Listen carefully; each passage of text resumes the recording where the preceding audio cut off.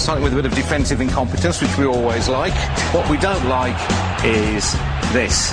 Absolute flagrant dive, and then to claim a penalty, horrendous. A bit of the same going on from Pedersen, who jumps a shadow here too. And this season there was so much about it, even the refs were getting involved. Chris Foy jumps a shadow too. Well, why shouldn't I go for something too, he seems to say. A bit of this never goes amiss, although don't do it at school, lads. And Yakubu gets a little bit from Panstill here. Yakubu's... That's our sound effect, by the way. Yakubu's indignation just makes me laugh more every time I see it. Basic Instinct came to mind here, for reasons that I won't explain. Luckily, a programme is thrust in the way of her unbroadcastables. Before we get a look, thank you, madam. We all enjoyed that very much. Managers, we do like to get this crafty insight into their expertise, the things they spot that we can't see. Always good advice, that, isn't it?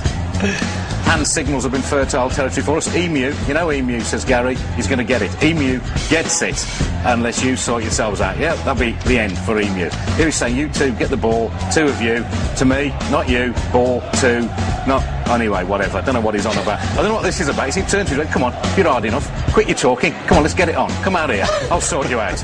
And he shrugs. This is David Moyes celebrating, yes, celebrating a goal. This is David Moyes when he's happy.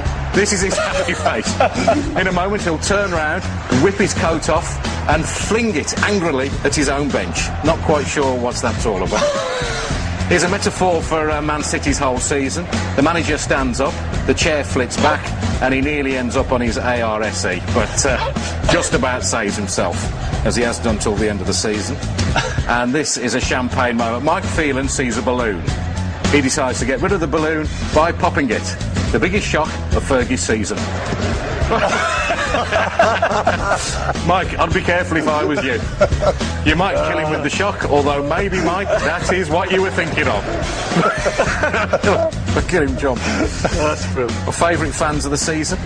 Mr. Strong, he certainly is. As an Arsenal fan, if he says it's Tuesday, it is Tuesday. I like the cut of his jib. He's Arsenal fan too, scary, has a little dance, and then goes ballistic. I don't want to see him up a dark alley either. The scariest fan of all, though, I think this was a Borough fan. He looks like Ronnie O'Sullivan's brother, and he looks as though he's going to do something horrible.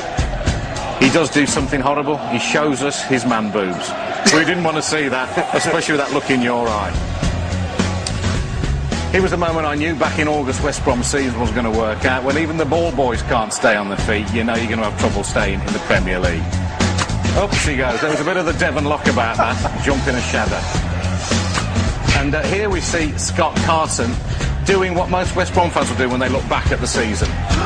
Jump in horror. I don't know what he saw, but it's what we all feel when we look back on this year.